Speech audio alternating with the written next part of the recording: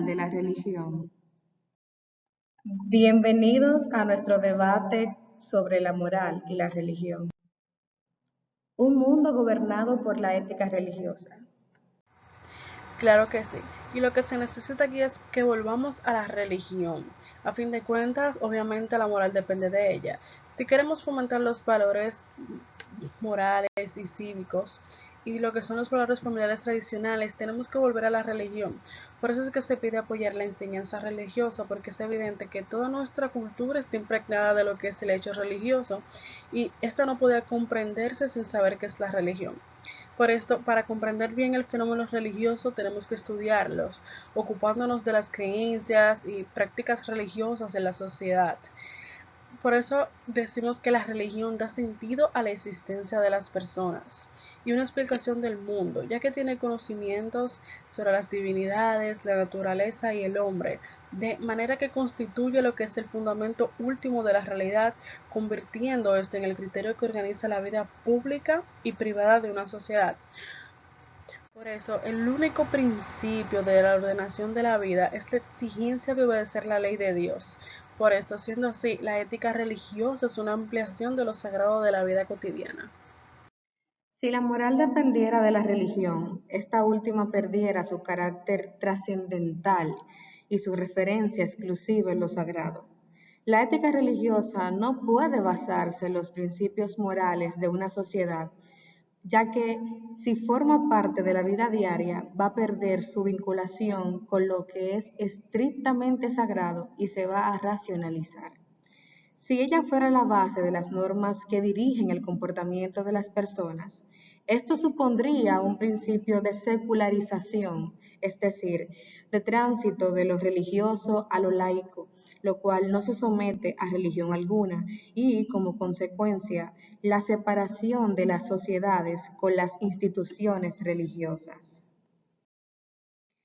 A pesar de que ésta se presenta como un fundamento de la moral, no es imprescindible para ésta. La religión puede distorsionar, complementar y apoyarse en sentimientos morales, pero no es su fuente. ¿Por qué? Es que la imposibilidad de comprobar la existencia de lo sobrenatural permite o da licencia a cualquier cosa. El hecho religioso que, según expresas, no puede comprenderse como un fenómeno aislado de la sociedad, no va en evolución con esta última. Me explico. El mundo sufre constantes cambios, están surgiendo distintos problemas.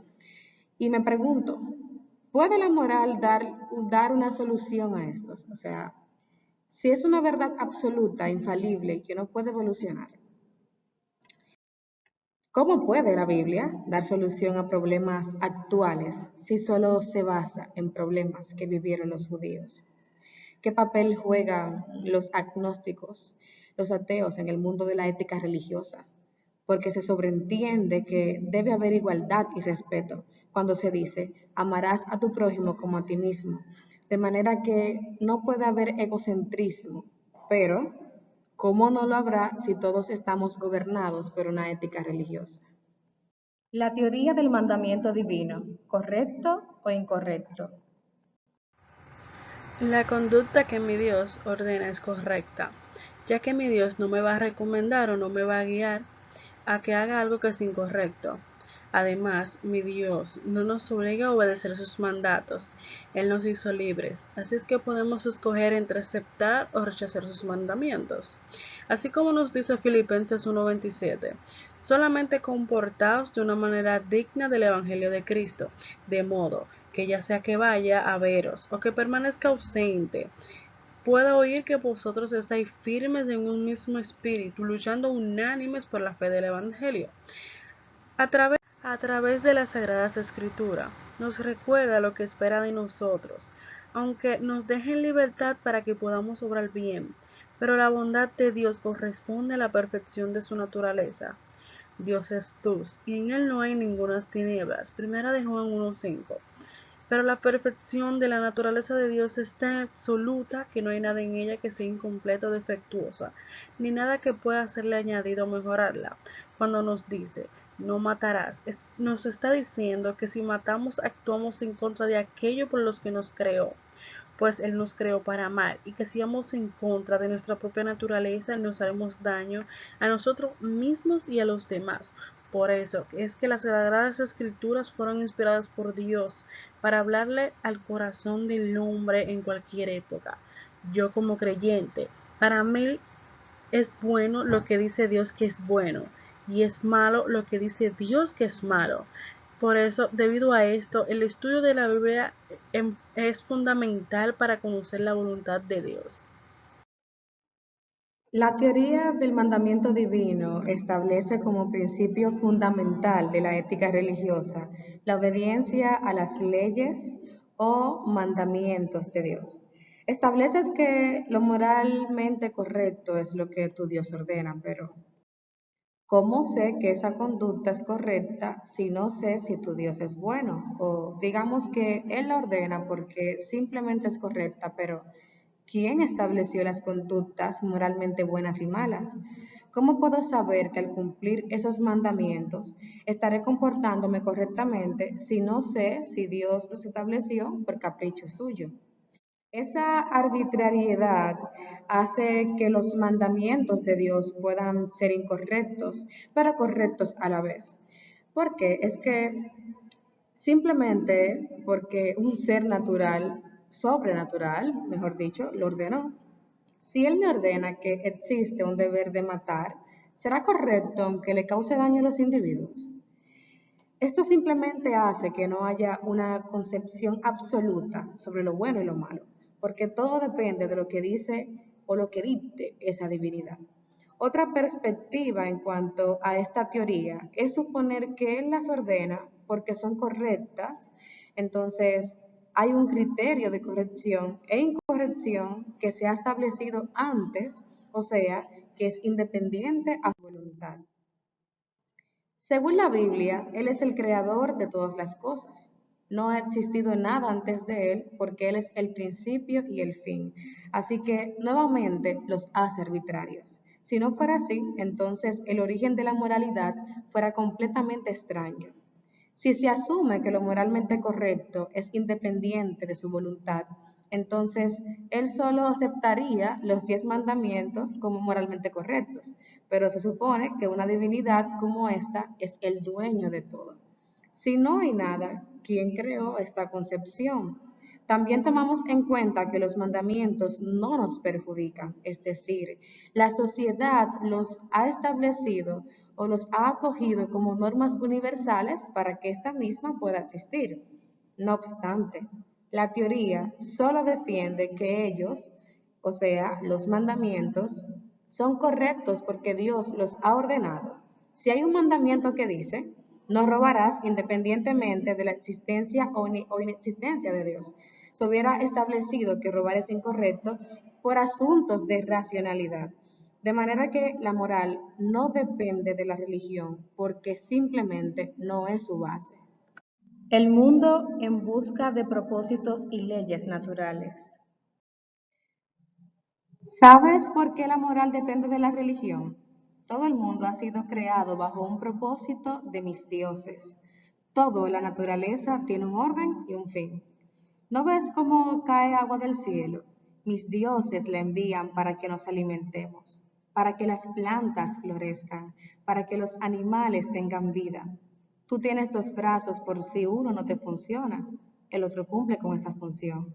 Todo ha sido creado por un orden divino. ¿No se está siguiendo con el mandato de mis dioses?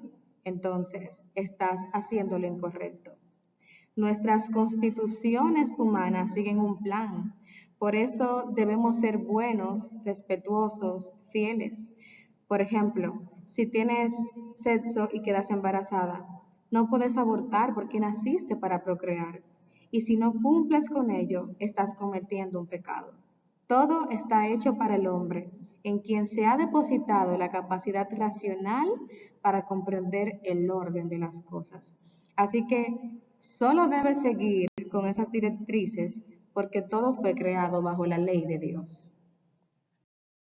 Esta teoría consiste en tres partes principales. La primera dice que la teoría del derecho natural descansa sobre una cierta idea de cómo es el mundo. Aristóteles creía que el universo está lleno de propósitos y que todas las cosas tienen un impulso intrínseco. Para Aristóteles, el universo y todo lo que contienen siguen una directiva esencial. Cualquier desviación de esta contradice la verdad de la realidad. Ejemplo, que la lluvia cae para que las plantas crezcan. Esto fue algo errado. Y nos preguntamos, ¿qué hay de los seres humanos? En la ética a Nicómaco, Aristóteles establece que nuestro propósito es la felicidad, o sea, el buen ánimo, y que la felicidad consiste en una vida ordenada y prudente. Ciertamente, yo no soy aristotélica, y no porque rechace la felicidad, es más bien, pienso que no hay nada intrínseco en las metas o en los propósitos que buscamos para alcanzar la felicidad. La ciencia moderna descarta explícitamente este tipo de pensamiento teleológico de nuestra comprensión del universo. Desde la física de las partículas hasta la cosmología, vemos que el universo funciona bien sin un propósito. El segundo principio nos habla sobre las leyes de la naturaleza y cómo éstas especifican que deben de ser las cosas. Este principio se rechaza por una de dos razones. La primera es que lo que debe ser y lo que son totalmente distintas y ninguna de estas se acerca a lo que dice la otra. Realmente se puede decir que las personas están dispuestas a hacer el bien, pero que por otra parte estas no deben de ser caricativas. Un ejemplo es que puede ser el hecho de que cocinar produzca comida, pero eso no deriva de que se deba o no se deba cocinar solo con ese propósito. O sea, una no tiene que ver con la otra y la teoría del derecho natural parece confundirlas bastantes. La segunda razón por la que esta teoría es rechazada es porque ha pasado totalmente de moda, gracias a lo que es el mundo científico y la nueva revolución que marca nuestro mundo en un mundo de hechos, de explicaciones científicas a todos los fenómenos que ocurren y han ocurrido, integrando cada vez más al hombre en el mundo de la razón y la lógica. El tercer principio nos dice que las leyes naturales quieren de alguna forma u otra llegar a lo que son las leyes de la razón. Pero Santo Tomás de Aquino, el más grande de los teóricos del derecho natural, escribió en su obra maestra, la Suma Teológica, que menosprecia el dictado de la razón, que es equivalente a condenar el mandato de Dios. Aquellas personas creyentes no tienen acceso a lo que sería la verdad moral, y que el creyente y el no creyente están en la misma posición, porque Dios le ha dado a ambos los nuevos poderes de razonamiento. Esto deja a la moral como independiente y no depende de la religión y de Dios, ni lógica ni históricamente. Se pueden buscar guías morales específicas. La Iglesia y las Escrituras, la Santa Biblia, establece qué posiciones morales debemos tener frente a problemas socioculturales de cualquier contexto. No importa que estemos en el siglo XXI, los dioses son eternos, omnipresentes y siempre darán solución a los dilemas de hoy y de mañana, así como a los del pasado. Todo lo que en ella se establece es simplemente correcto. Si me preguntaras si defiendo a los homosexuales, solo debo buscar en la Biblia y voy a encontrar el mandamiento o un versículo que condene este acto o que lo justifique. Todo lo que en ella se encuentra es simplemente una guía moral. Cuando alguien roba, se debe juzgar de acuerdo a lo que se establece en las escrituras. Si te encuentras con un ladrón, debes llamar a la policía porque no debes matar. No puedes ofender a tu padre, a tu madre, porque así se ha implantado en ella. De igual forma, en cuanto a temas que se han constituido en la actualidad, siempre vas a encontrar una respuesta. Muchas personas consideran que la conexión entre la moral y la religión es una cuestión inmediata y práctica que se centra en los asuntos morales particulares. Sin embargo, este argumento es absolutamente errado. En primer lugar, es difícil poder encontrar una guía moral específica en las escrituras. La Biblia contiene bastantes preceptos generales, tales como el mandato de amar a nuestro prójimo o el de tratar a otros como quisiéramos que nos trataran, que pueden ser considerados aplicables en una diversidad de asuntos, claro que sí, pero por muy valiosos que sean estos preceptos, no nos dan respuestas definitivas acerca de qué posición exactamente debemos de tomar en lo que toca a los derechos de los trabajadores, la extinción de especies o el financiamiento de una investigación médica. Otro problema también es que muchos ejemplos de las escrituras y las tradiciones eclesiásticas es que estas son ambiguas. Un ejemplo es que leyéndolo literalmente, el Nuevo Testamento condena la riqueza y hay una larga tradición de renunciación y de caridad que confirma esta enseñanza. Desde este modo, cuando la gente dice que sus opiniones morales derivan de sus compromisos religiosos, a menudo se equivocan. Con igual facilidad, habríamos podido haber mostrado como ejemplo las cambiantes opiniones morales y religiosas acerca de la esclavitud, la condición de la mujer o la pena capital. En cada caso, las convicciones morales de la gente se derivan tanto de su religión, sino que la sobreponen a ella. Es que si bien la moral tuvo o tiene sus lazos con la religión debido a motivos, por ejemplo, culturales. Hoy en día la moral no se trata de fe ni de religión, sino más bien de lo que uno valore y razone con la capacidad que tenemos como seres humanos para evaluar todas y cada una de las situaciones como bien o de mal, como correcto e incorrecto, y solamente la resolución de todos los problemas que nos aquejan hoy en día recae en el raciocinio del hombre, quien después de considerar todos los hechos y hacer uso de una conciencia profunda, podrá resolver de la manera más idónea todo problema que se le presente. ¿Depende la moral históricamente de la religión? ¿Sí o no?